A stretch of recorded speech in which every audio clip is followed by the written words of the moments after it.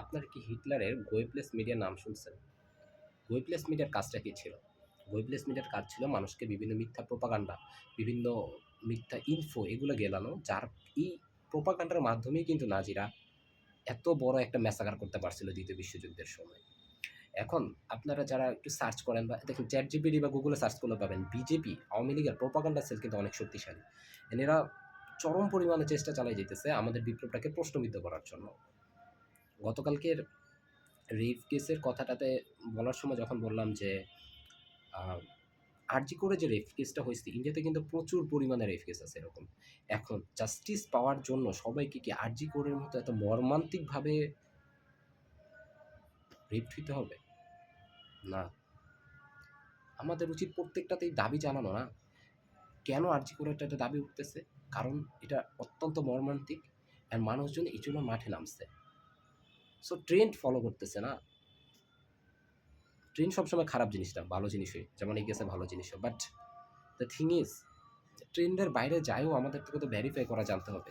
But এটা যদি আমরা না করি, লাইক মব জাস্টিস সবসময় একটা খারাপ জিনিস। আমি কখনোই মব জাস্টিসকে সাপোর্ট করি না। যদি কোনো জায়গায় মব জাস্টিস হয়, দ্যাট মিনস যদিও সেটা justice, but that is not good. তেমনিভাবে মব জাস্টিস এড়ানো সবচেয়ে ভালো উপায় কি? আমাদেরকে সোর্সগুলো ভেরিফাই করতে পারা। যদি কোনো জায়গায় কোনো হামলা হইতেছে, কোনো জায়গায় কোনো কাহিনী হইতেছে, এগুলা কেন হইতেছে? ২ পক্ষের তথ্য জানা যে এই সোর্সের তথ্য কি, এই সোর্সের তথ্য কি? নাইলে তো আপনি সব প্রোপাগান্ডা গিলে ফেলবেন। আপনার রিসেন্টলি যত কাহিনীগুলা গেছে, ভাই একটা সিম্পল চিন্তা করেন। যারা এত বছর আওয়ামী লীগের খাবার খাইছে, যাদের রাতের খাবারটুকু আওয়ামী লীগ থেকে আসছে, তারাই তো ধানমন্ডি ৩২ এ যাচ্ছে এখন। তাদের মধ্যে ভালো মানুষ কে হবে?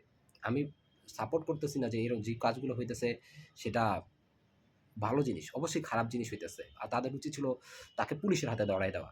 বাট তাই বলে আপনি একটা রেপিস্ট বা সাবেক ছাত্রলীগ নেতা যে এইসব অপকর্ম করে আসছে তাদের সাপোর্ট করবেন? সোর্স ভেরিফাই করতে শিখেন ভাই। কোনো একটা কাহিনী দেখে সেটা বিশ্বাস করে ফেলা আসলে নট গুড। অ্যান্ড লাস্ট আমি কমেন্ট সেকশনে একটা ওয়াশিংটন পোস্টের একটা রিপোর্টের সহজ বাংলা ভার্সন দিয়ে দিব। এটা পড়েন। মেইন কথা ভাই আপনি পড়েন। ইতিহাস পড়লে পড়েন। যদি বই পড়তে, পড়তে নাও ভালো লাগে আপনি পোস্ট পড়েন। ফেসবুকে যেসব বড়, বড় পোস্ট থাকে সেগুলোও পড়েন, তাও পড়েন। কজ আপনার এরকম ডোপামিনের যে অল্প ডোপামিনের যে অবস্থা যে শর্ট ভিডিও দেখে, দেখে আপনি যদি সব শিখতে যান, আপনি তো আসলে আওয়ামী লীগের প্রোপাগান্ডা সেলে বিশ্বাস করবেন। এটা আপনি জানেন আওয়ামী লীগ বিজেপির প্রোপাগান্ডা সেল অনেক শক্তিশালী। আপনার যদি বিশ্বাস না হয় আপনি খালি চ্যাট জিপিটি ইউজ করেন। লাইক আপনি শেখ মুজিবের শাসনামলও যদি জানতে চান চ্যাট জিপিটি ইউজ করেন। তাও আপনি অনেক কিছু জানতে পারবেন। That's what.